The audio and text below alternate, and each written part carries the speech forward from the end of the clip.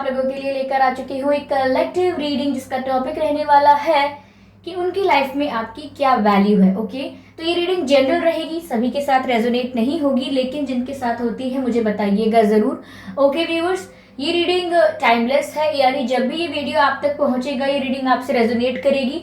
फिर चाहे ये वीडियो आपके पास कुछ सालों बाद, कुछ महीनों बाद भी पहुंचे, लेकिन जब भी ये वीडियो आप तक पहुंचेगा ये रीडिंग तभी आपसे रेजोनेट करेगी। ओके, यह सभी साइंस के लिए है, चाहे आपका कोई भी साइन हो या आपकी कोई भी सिचुएशन हो। ओके व्यूअर्स, आप सिंगल हैं, कमिटेड हैं, मैरिड हैं, डिवोर्स्ड हैं या आप नो कांटेक्ट सिचुएशन में हैं, स्टिल ये रीडिंग आपसे रेजोनेट कर सकती है। कोई भी सिचुएशन हो या कोई भी साइन हो, ये रेजोनेट कर सकती है। व्यूअर्स, अगर आप मेरे चैनल पर पहली बार आए हैं देन मैं आपसे रिक्वेस्ट करूंगी कि सब्सक्राइब करें मेरे चैनल को, बेल आइकन को प्रेस करें, क्योंकि मैं ऐसे ही डिफरेंट टॉपिक्स पर रीडिंग लेकर आती रहती हूँ और रीडिंग्स के दौरान intuitive messages, channel messages provide करती हूँ और मैं नहीं चाहती कि आप वो मिस कर पाए। ओके, तो चलिए रीडिंग स्टार्ट करते हैं कि आपकी क्या वैल्यू है उनकी लाइफ में। ओके, चलिए let's start the shuffling.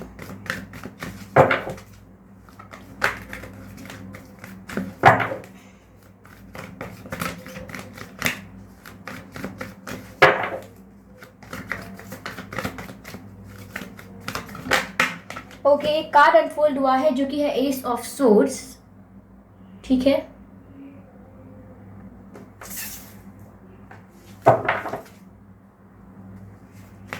Universe please guide us, universe please guide us, universe please guide us.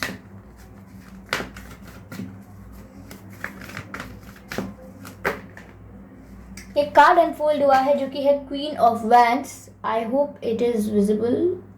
Queen of wands. Okay, let's clarify, not clarify, we want one more card and then we will clarify all of them.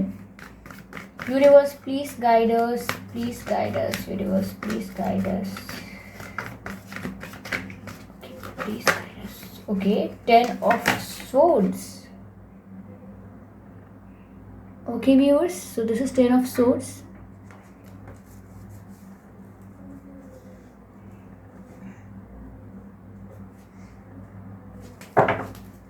चलिए clarify करते हैं सबसे पहले ace of sword को। Ace of swords, okay,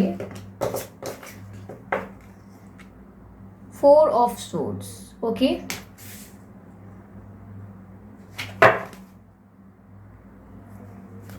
let's clarify queen of wands. Why queen of wands? Okay, judgment. Judgment unfold हुआ है। Okay, I hope visible होगा।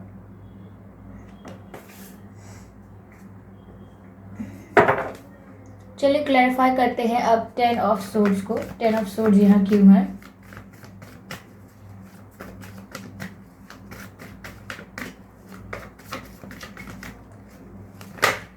Okay, king of swords unfold हुआ है। ठीक है,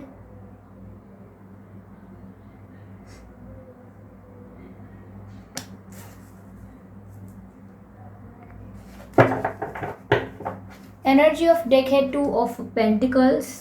देख सकते हैं आप, एनर्जी ऑफ डेक है 2 ऑफ पेंटिकल्स।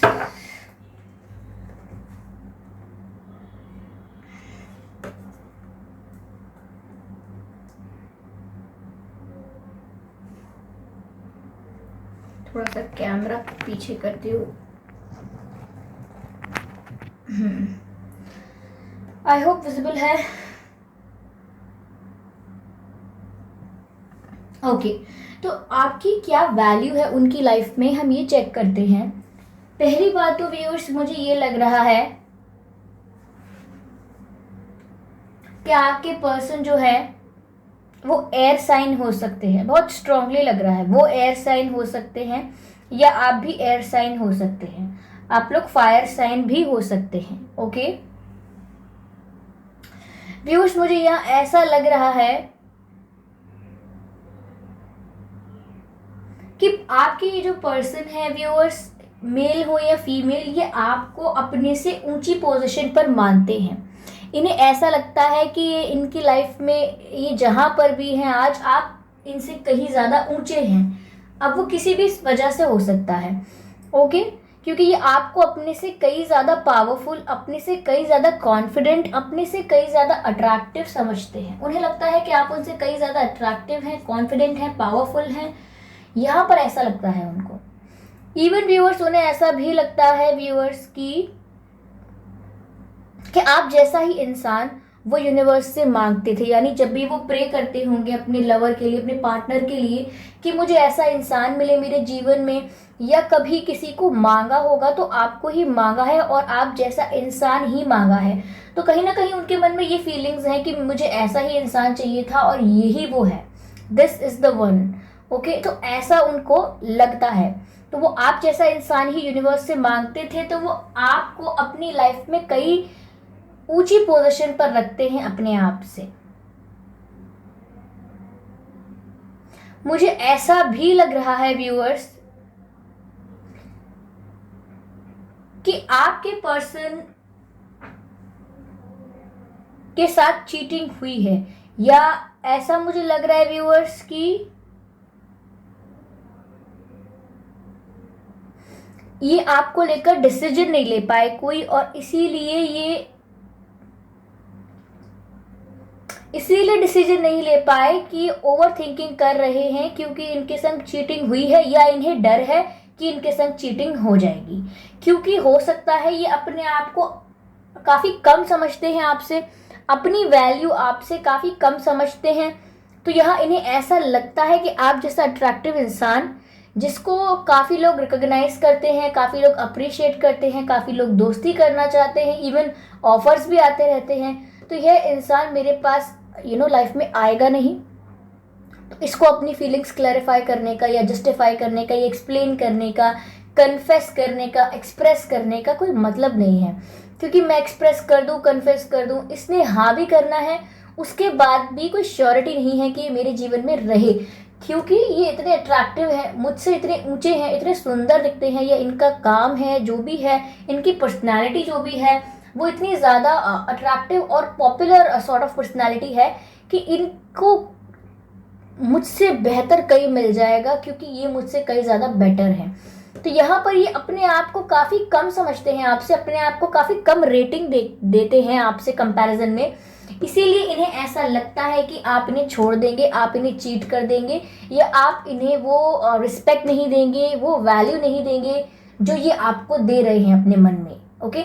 जो पोजीशन ये आपको अपने दिल में दे रहे हैं, आप वो कभी दे नहीं पाएंगे। इवन आप छोड़कर किसी बेटर इंसान के पास भी जा सकते हैं। तो इस बात का इन्हें डर है, इनको चीटिंग का डर है, इनको हार्ट ब्रेक का डर है, इनको डर है कि इनका दिल ना टूट जाए, इनको आप चीट ना कर दो। हो सकता है इनके साथ पहले चीटिंग हुई है, ओके। हो सकता है कि इनके फ्रेंड्स ने चीट किया है, इनको रिलेटिव्स ने किया हो, या किसी पार्टनर ने किया हो, ओके। ऐसा हो सकता है। ऐसा ही नहीं है कि प्यार में ही चीटिंग हुई हो सकता है बिजनेस में, या किसी करियर कोई अपॉर्चुनिटी है वहाँ उनको चीटिंग हुई है इनके साथ। ये लाइफ में कई डिफरेंट फेजेस रहे हैं जहाँ पर इनको ऐसा लगा है कि इनको बिट्रे किया गया है, ओके। लोगों ने इनका साथ छोड़ा है, इनसे वादे करके वादे तोड़े हैं। तो कहीं ना कहीं दिल में डर बैठ चुका है इनके कि लोग ऐसा ही करेंगे। और अगर ऐसा नहीं हुआ है, इनके पास्ट एक्सपीरियंसेस इतने बिटर नहीं है, तो यह मुझे ऐसा लग रहा है कि ये आपकी पर्सनालिटी से थोड़ा खौफ खाते हैं, थोड़ा डरते हैं। क्योंकि सिर्फ आपको अट्रैक्टिव और बहुत ही अट्रैक्टिव नहीं समझते। अट्रैक्टिव होने के साथ साथ वो ये भी सोचते हैं कि आप पावरफुल बहुत हैं, ओके। आप पावरफुल हैं, मतलब आपकी जो पर्सनालिटी है उसमें कॉन्फिडेंस है, आपकी पर्सनालिटी में स्पार्क है, आपकी पर्सनालिटी में चार्म है। और वो ये कुछ ऐसी क्वालिटीज़ हैं आपकी पर्सनालिटी में जो सामने वाले इंसान को बहुत ही आसानी से अपनी तरफ अट्रैक्ट कर लेती हैं।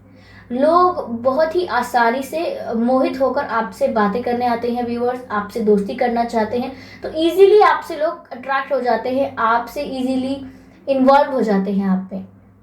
तो कहीं ना कहीं इन्हें ऐसा ही लगता है कि आपकी पर्सनालिटी जब ऐसी है तो आप इन्हें ज़्यादा समय तक अपना नहीं रख सकते, या आप इन्हें रिजेक्ट भी कर सकते हैं। और मोर ओवर मुझे लग रहा है कि इनको ज़्यादातर यही डर है कि आप इन्हें छोड़ देंगे for someone else, for someone better than them. इनसे कोई बेहतर ज़रूर है और आप उसके लिए इनको छोड़ देंगे, क्योंकि ये अपने आप की वैल्यू नहीं समझते हैं, अपने आप को अंडर एस्टिमेट करते हैं। अपनी वैल्यू इन्होंने अपने ही दिमाग में इतनी कम कर रखी है कि इन्हें लगता है कि कोई भी इन्हें छोड़कर जाएगा, कोई भी इन्हें डिच करेगा या बिट्रे करेगा, चीट करेगा, इनके पीठ पीछे इनको बिट्रे कर दिया जाएगा, यानी कि इनके साथ किए गए वादे तोड़े जाएंगे, इनको मैनिपुलेट किया जाएगा। इनको ऐसा वहम है। मैं ज़रूरी नहीं कह रही कि ऐसा सब करते ही हैं इनके साथ या ऐसा हमेशा ही होगा। हो सकता है इनके एक दो बेटर एक्सपीरियंसेस रहे हों, पर अगर नहीं भी रहे हैं एक्सपीरियंसेस ऐसे, तो भी इनको बहुत इल्यूजन है ऐसा, बहुत वहम है ऐसा कि मुझे सब धोखा देंगे।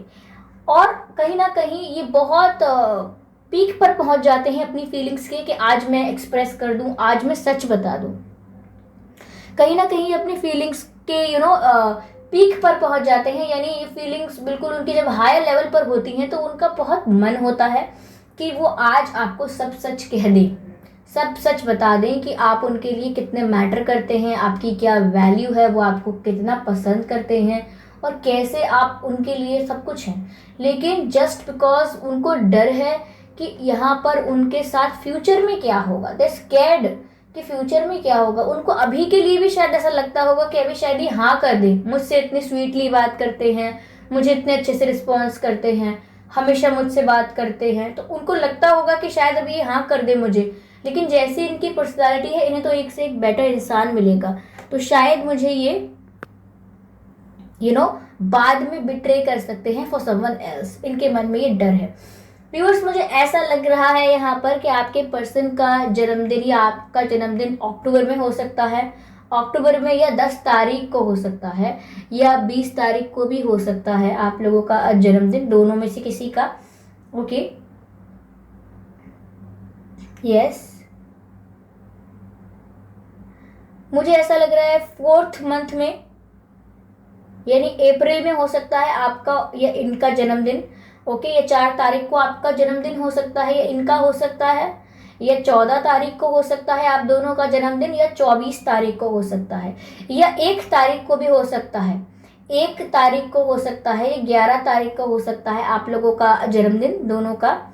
1 तारीख या 11 तारीख या 21 तारीख भी हो सकती है, और जनवरी में हो सकता है आप दोनों में से किसी का जन्मदिन। ओके, मुझे ऐसा भी लग रहा है कि 2 तारीख को हो सकता है आपका या उनका जन्मदिन।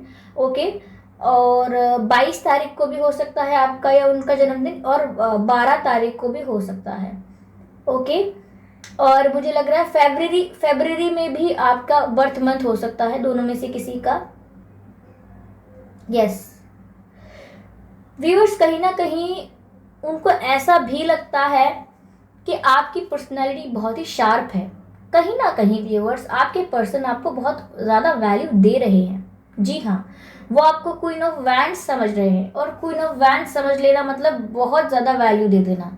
अगर आपको कोई क्वीन ऑफ वैंड्स समझता है, चाहे आप मेल हैं या फीमेल हैं, आपकी कोई ऐसी एनर्जी या कोई ऐसी पर्सनैलिटी समझता है, तो ऑफकोर्स वो आपको बहुत ही पावरफुल, बहुत ही कॉन्फिडेंट, बहुत ही अट्रैक्टिव और बहुत ही ज़्यादा good in communication and in all skills of personality वो आपको समझते हैं कि you are like a package. जिसकी लाइफ में आप हो, जिसके पास आप हो, वो इंसान खुश ही होगा, क्योंकि उसे ऐसा लगेगा कि मैं बहुत मुझे विक्ट्री मिल गई है और मेरे पास एक ट्रॉफी है। ओके, जीत है मेरे पास, ऐसा कुछ। क्योंकि आप चीज़ एक उनके लिए, आप एक ऐसी चीज़ हो, आप एक ऐसे इंसान हो जो उनके लिए पाना बड़ी बात है। ओके, तो यहाँ जब भी वो उस अर्ज पर होते हैं कि अब वो आपको सच बताएं अपनी फीलिंग्स के बारे में, वो डर जाते हैं, उनका डर उन्हें रोक रहा है।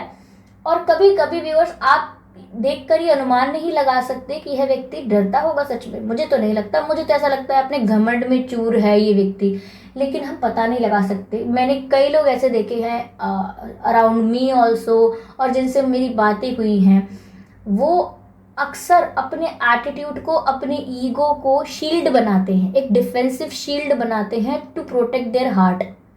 अपने दिल की रक्षा करने हेतु वह अपने बिहेवियर में, अपने आचरण में एक ऐसा नेचर, एक ऐसा स्वभाव रखते हैं जिससे सामने वाले को लगे कि यह व्यक्ति घमंडी है, स्वार्थी है, ऐसा लगे।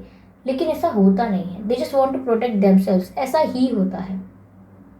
मैंने कई लड़कियों को ऐसे बोलते हुए भी देखा है, सुना है।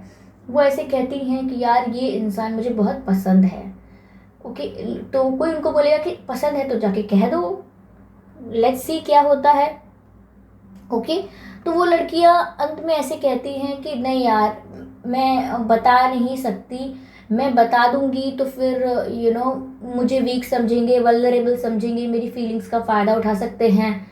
मैं तो अभी ऐसे ऐसे शो कर दूंगी या ऐसे बता दिखा देती हूँ कि मुझे इंटरेस्ट ही नहीं है, मुझे मतलब ही नहीं है, ताकि सामने वाले को मेरे दिल से खेलने का मौका ना मिले। और even this goes with the boys too, ये लड़के भी ऐसा करते हैं। I have seen boys doing something like this, कि वो अपनी फीलिंग्स को एक्सप्रेस नहीं करते, कुछ बात बुरी लगती है, अच्छी लगती है, कन्फेस नहीं करते, जाके बोलते नहीं हैं, जस्ट बिकॉज वो सोचते हैं कि अब मैं जाके बोल दूंगा या बोल दूंगी ये बात, इसके भाव बढ़ जाएंगे। अगर मैं बता दूंगा इसको कि मैं इसे कितना पसंद करता हूँ, इसका एटीट्यूड हाई आसमान पर होगा, ये मुझे सीधे मुंह बात नहीं करेगी, या कुछ भी सोचते हैं ऐसा कि मैं बता दूंगा तो ये सोचेगी कि मैं मतलब अब मैं पागल हूँ इसके पीछे, तो अब ये मुझे कैसे भी नचाएगी। तो कहीं ना कहीं सब अपनी तरह से अपने आप को प्रोटेक्ट करने की कोशिश कर रहे होते हैं, ये झूठ मूठ एटीट्यूड दिखा के।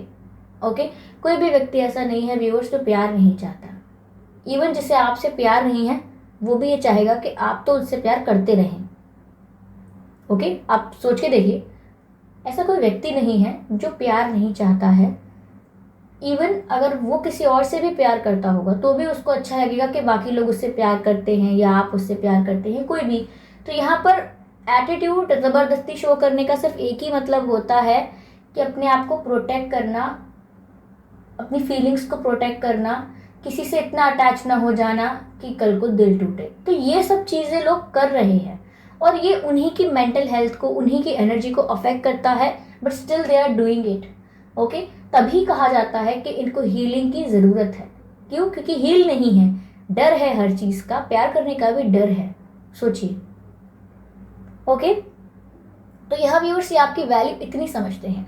व्यूअर्स ऐसा हो सकता है कि आप गवर्नमेंट एग्जाम के लिए प्रिपेयर कर रहे हो या आपके पर्सन कर रहे हो, ऐसा मुझे लगा इंट्यूटिवली, या कोई टीचर वगैरह की किसी ने पढ़ाई की हो या तैयारी की हो या कभी टीच किया हो किसी को, ऐसा हो सकता है यहाँ पर।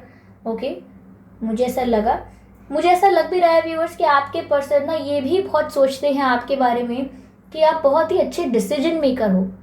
आप फटाफट एनालाइज करते हो what is right and what is wrong, और क्विक एंड राइट डिसीजन लेते हो। ओके, और कभी कभी आपका डिसीजन अगर राइट नहीं भी होता है तो आप मेक श्योर करते हो कि अब मैंने डिसीजन ले लिया है तो अब ज़रूरत है कि मैं इस डिसीजन को सही प्रूफ करूं। यानी कि मुझे ब्लैक और वाइट में से चूज़ करना था, अब मैंने वाइट चूज़ कर लिया है। अब अगर सब लोग कह रहे हैं कि नहीं ब्लैक सही था, बाकी लोग ब्लैक चूज़ करेंगे, तो अब मैंने अगर वाइट का डिसीजन ले लिया है तो अब मैं कुछ ऐसा करके दिखाऊं कि सबको प्रूफ हो जाए ये बात कि white is better, white looks class, white has elegance.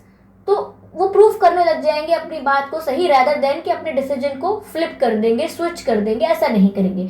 तो आपके पर्सन के आपकी पर्सनैलिटी ऐसी है व्यूअर्स, और आपके पर्सन इस पर्सनैलिटी को एडमायर करते हैं। उनको ये आपकी क्वालिटी बहुत भाती है कि आप अपने डिसीजंस को लोगों की थिंकिंग के अकॉर्डिंग ट्विस्ट नहीं करते हैं, you stick on to your decisions.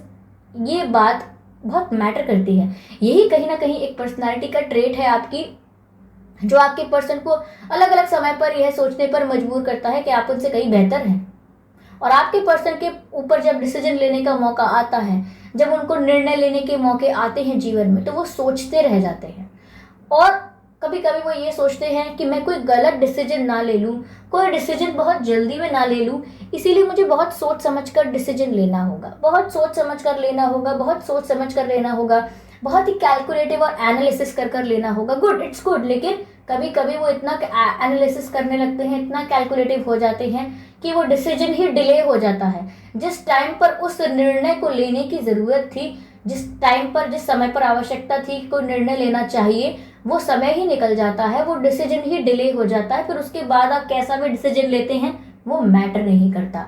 तो यहाँ पर आपके पर्सन के साथ ये कॉन्फिडेंस इश्यूज हैं, इनसिक्योरिटी है समवेयर। अगर इनको कहीं ना कहीं इनको कभी मौका नहीं मिला है कि ये अपने कोई क्वालिटीज दिखाएं, ये इनको कभी अप्रिसिएशन नहीं मिला है इतना, तो डीप डाउन सिर्फ एटीट्यूड ही बचा जिसको ये ढाल बना सकते हैं, ऐसा कर रहे हैं।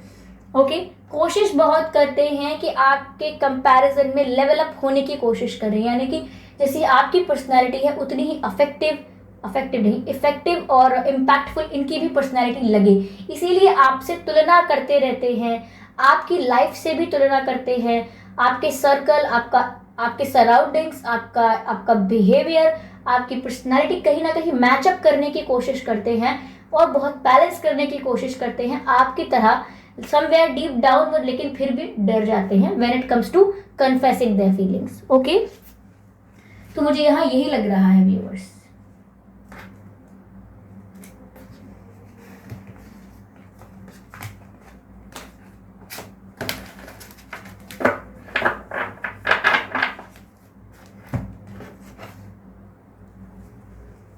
चलिए इसमें से कुछ कार्ड लेते हैं।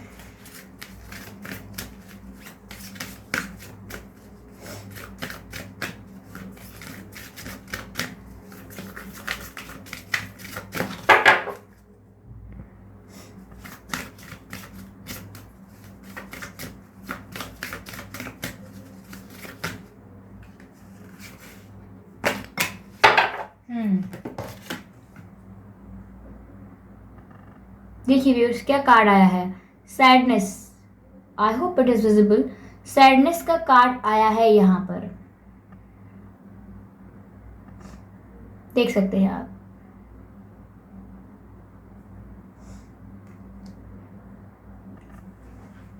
सैडनेस का जो ये कार्ड आया है, कहीं ना कहीं जब आपके पर्सन पर बात आती है तो वो उदास है बहुत, जब वो अपने आप को आपसे कम आंकते हैं या आपके साथ तुलना करते हैं और उस कंपैरिजन में अपने आप को कहीं कम देखते हैं और उन्हें लगता है कि आपके पास बहुत ऑप्शंस हैं, तो वो कहीं सैडनेस में है और वो आज भी सैडनेस में है।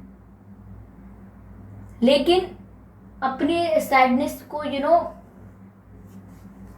कवर करने के लिए सबसे अच्छा एटीट्यूड, मैं यही सोच रही थी कि एम्परर का कार्ड होना चाहिए यहाँ, और ये 3rd नंबर पर ही एम्परर का कार्ड है। सी, मैं यही सोच रही थी, जस्ट मैं तभी ये पाइल उठाकर देख रही थी कि यहाँ पर एम्परर का कार्ड होना चाहिए। I was just thinking that, और यहाँ पर ये कार्ड है। I hope it is visible, let me, okay, see, मैं जस्ट यही सोच रही थी व्यूअर्स कि यहाँ पर एम्परर का कार्ड होना चाहिए। बिल्कुल सही कार्ड रखे हैं। ये 2 of pentacles energy of deck था, लेकिन आगे ये 2 कार्ड्स रखे हैं। पहले रखा था हर्मिट एंड देन एम्परर। बहुत दिखाता है यही बात कि ओवर थिंकिंग कर रहे हैं, बहुत सोच रहे हैं, ज़्यादातर दिमाग इनका सोच में निकलता है, ज़्यादा समय इनका जो है वो सोचने में जाता है। ओके, क्लैरिटी चाहते हैं ये कि ये क्या कर सकते हैं इस मामले में, क्योंकि खोना नहीं चाहते हैं आपको। वैल्यू बहुत है आपकी इनके दिल दिमाग में। सैडनेस है व्यूअर्स, सैड है ये। They are not happy, even they are not satisfied, even they are not hopeful भी नहीं है यहाँ पर। और एम्परर का कार्ड मुझे पता था यहाँ पर होना चाहिए, and it is there because यही एक तरीका है इनको अपने आप को प्रोटेक्ट करने का। मैं जब कह रही थी कि सैडनेस जब इनको घेर लेती है तो यही तरीका इनके पास होता है कि अपने आप को प्रोटेक्ट करे। कैसे? आपको दिखा दे कि ये एम्परर हैं, यानी कि ये खड़ूस हैं, ये इनके अंदर एटीट्यूड है। मैं ये नहीं कह रही कि एम्परर खड़ूस होते हैं, मैं बस बता रही हूँ कि इनके पास एक यही तरीका बचता है कि ये आपको ऐसी चीज़ें शो करे कि इनमें एटीट्यूड है, ईगो है, और ऐसा भी हो रहा है कि ये बात नहीं कर रहे हैं और ये बहुत बातें लोगों से कम करते हैं। कहीं ना कहीं इनकी इमेज ऐसी भी है कि कितना खड़ूस है या ये कितनी खड़ूस है, ये तो किसी से बात तक नहीं करती हंस के, या किसी से अच्छे से इन्वॉल्व नहीं हो रही है, या हो रहा है किसी से अच्छे से बात नहीं कर रहे हैं। तो कहीं ना कहीं ये बस एक ही रीज़न है यहाँ पर कि इससे पहले कि कोई इनकी बात काटे, कोई इनको सुने ना, ये इनकी बात को सीरियसली ना ले, ये किसी से बोलते ही नहीं है। क्यों? क्योंकि आप समझोगे कि एटीट्यूड है तो हाँ भाई समझ लो, कम से कम इसमें मेरी रिस्पेक्ट तो है। तो यहाँ पर इनको ये इशू है। ओके व्यूअर्स, मुझे यही प्रॉब्लम लग रही है इनके अंदर, और यहाँ कोई बिग इशू है नहीं। चलिए एक कार्ड इस डेक से भी लेते हैं। Universe please guide me, universe please. Okay, आप 2 कार्ड्स गिर चुके हैं तो चलो 2 ले लेते हैं। शायद दो कार्ड्स में कोई मैसेज है। पहला ये जो मैसेज है व्यूअर्स, ये है act as if your partner is here. Okay, तो कहीं ना कहीं व्यूअर्स ये विजुअलाइजेशन करते हैं आपके साथ, ये अज्यूम करते हैं ऐसा कि आप इनके साथ ही हैं, आप इनके साथ रहते हैं, आप इनके साथ सोते हैं, आप इनके साथ खाते हैं। अब गलत मतलब मत निकालिएगा किसी भी बात का, सोना खाना मीन्स सोना खाना, इट्स जस्ट दैट। ओके, यहाँ पर वो ऐसा अज्यूम करते हैं, इमेजिन करते हैं कि आप इनके साथ वॉक कर रहे हैं, आप इनके साथ बातें कर रहे हैं, टाइम स्पेंड कर रहे हैं। Okay, so whether you have someone in your life or not, act as if they are with you, so you will always consider them. Okay, तो यहाँ पर ऐसा है कि वो आप इनकी लाइफ में हैं या नहीं, इन्होंने अपनी फीलिंग्स आपको कन्फेस की है नहीं, लेकिन ये मन में मान चुके हैं आपको अपना। समझ रहे हैं आप? जैसे कि जब दिल से हम किसी को अपनी माँ मान ले, या दिल से हम किसी को अपना भाई मान ले, या दिल से अपने किसी को बहन, या दिल से अपना किसी को पति या पत्नी मान ले, तो हम बहुत ज़्यादा सामाजिक व्यवस्थाओं की आवश्यकता नहीं समझते अपने रिश्तों को साबित करने के लिए। मैं आपको फिर से बता दें, जब हम किसी से प्यार करते हैं तो फिर हम चाहते हैं कि वो हमसे प्यार करे, देन हम चाहते हैं कि उससे हमारी शादी हो जाए, विवाह हो जाए हमारा, और हम साथ रहे। ओके, हमारे साथ में लाइफ चल रही हो। लेकिन जब बात आती है सच्चे प्रेम की, तो होती है शादी, इट्स गुड। ओके, लेकिन अक्सर ऐसा कहा गया है कि जिनसे हम प्रेम करते हैं वो अलग सिचुएशन होती है, और जिनसे हम विवाह करते हैं वो अलग सिचुएशन होती है। विवाह का मतलब होता है सामाजिक व्यवस्था, okay, social structure. So marriage is an institution and it is a part of social structure which is important, necessary and required to maintain the human balance on earth or to keep the cycle on to keep the cycle going. Okay, इसीलिए ज़रूरी है कि हम social structure को maintain करते हैं। But when it is about love, तो इसमें कोई ऐसी बाउंडेशन नहीं है कि अगर आपका किसी के साथ प्रेम है तो उससे विवाह होना ही चाहिए, क्योंकि विवाह किसी सामाजिक व्यवस्था का मोहताज नहीं होता है। क्योंकि प्रेम किसी भी सामाजिक व्यवस्था का मोहताज नहीं होता है, उसे ज़रूरत नहीं है किसी सामाजिक व्यवस्था की अपने प्रेम को सिद्ध करने के लिए। तो ये बात ऐसी है यहाँ पर, जैसे कि राधा कृष्ण का प्रेम था, किसी सामाजिक व्यवस्था की आवश्यकता नहीं थी, दोनों की शादी किसी और से हुई थी, लेकिन फिर भी शादी करी है सामाजिक व्यवस्था के लिए।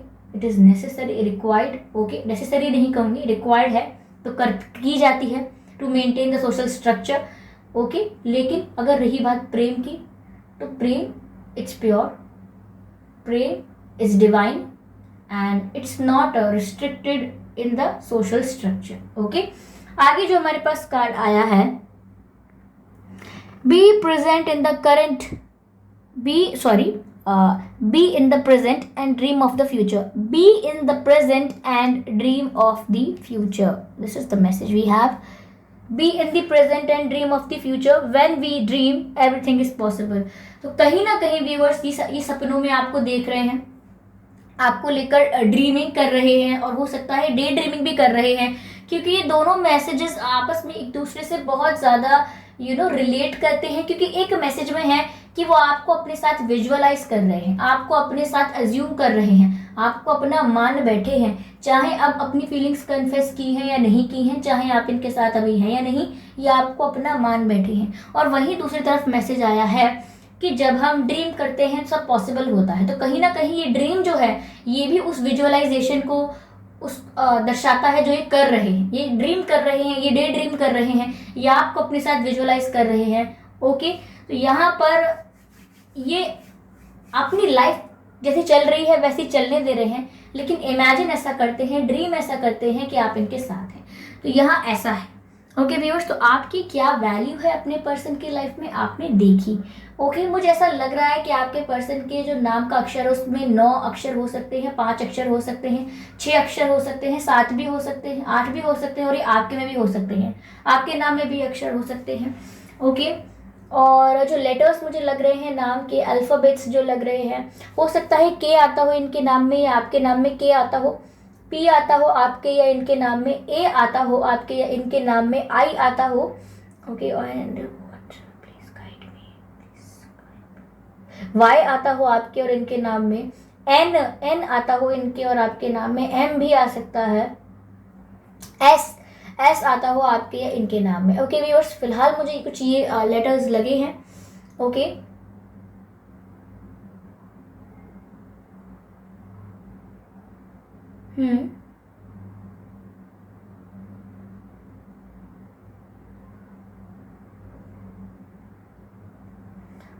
एक सॉन्ग चैनल हो रहा है व्यूअर्स आपके पर्सन की तरफ से आपके लिए।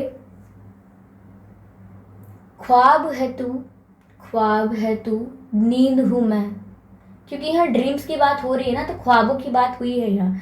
ये जो है ना कि ड्रीमिंग अबाउट यू, और when we dream and dream of future and act as if your partner is here, तो इससे ड्रीम्स और ख्वाबों की बात बहुत हो रही है। तो ये सॉन्ग चैनल्ड हो रहा है व्यूअर्स। ख्वाब है तू, नींद हूँ मैं, दोनों मिले बात बने, रोज यही मांगू दुआ, तेरी मेरी बात बने। मैंने इतने प्यारे गाने को टुकड़ों में इंस्टॉलमेंट्स में बताकर बहुत ही गलत किया, इसके लिए तो मुझे कोई भी माफ़ नहीं करेगा, प्लीज़ आप कर दीजिएगा। तो जैसा कि मैंने आपसे कहा था कि भगवान से हमेशा, यूनिवर्स से प्रे करते थे कि आपके जैसा इंसान इनके जीवन में आए, और आज भी यही बात है शायद कि यूनिवर्स से प्रे करते हैं कि आप इनकी लाइफ में आए, क्योंकि सॉन्ग में तो यही कहा जा रहा है। ये सॉन्ग तो चैनल्ड हुआ है, ये मैसेज जो है कि ये प्रे करते थे, मैंने आपको रीडिंग के स्टार्टिंग में दिया था, और सॉन्ग जो चैनल्ड हो रहा है अब वो इस मैसेज को क्लैरिफाई कर रहा है कि रोज यही मांगू दुआ, तेरी मेरी बात बने, मैं रंग शरबतों का, तू मीठे घाट का पानी, मुझे खुद में घोल दे तो मेरे यार बात बन जानी, मेरा तो जो भी है तू ही, हाँ तू ही है, बाकी जहां है बेगाना, मैं ना जहां चाहूं ना आसमां चाहूं, आजा हिस्से में तू मेरे, मैं ढंग चाहतों का नहीं, तू ढंग चाहतों का, मैं जैसे कोई नादानी, तू ढंग चाहतों का, मैं जैसे कोई नादानी, ऐसा कुछ सॉन्ग है मैं रंग शरबतों का, आप सुन लीजिएगा। यही है इनकी सिचुएशन, और यही इसी तरह से आप समझ पाएंगे कि ये कितनी वैल्यू करते हैं आपकी। ओके व्यूअर्स, तो आई होप ये रीडिंग आपको अच्छी लगी हो, आपसे मैच करी हो। मुझे बताइएगा ज़रूर कितने परसेंट मैच हुई है, कितने परसेंट नहीं हुई है। तो व्यूअर्स, लाइक करिएगा मेरे वीडियो को, सब्सक्राइब करिएगा मेरे चैनल को, और बेल आइकन को प्रेस करना मत भूलिएगा, क्योंकि मैं ऐसे ही डिफरेंट टॉपिक्स पर रीडिंग लेकर आती रहती हूँ, और रीडिंग्स के दौरान intuitive messages, channel messages provide करती हूँ, और मैं नहीं चाहती कि आप वो मिस कर पाएँ, इसीलिए सब्सक्राइब ज़रूर करें। ओके, अपने एक्सपीरियंसेस शेयर कर सकते हैं कमेंट बॉक्स में, फीडबैक दीजिए, सजेशंस दीजिए। ओके, तो मिलते हैं अगली रीडिंग में, तब तक के लिए बाय बाय।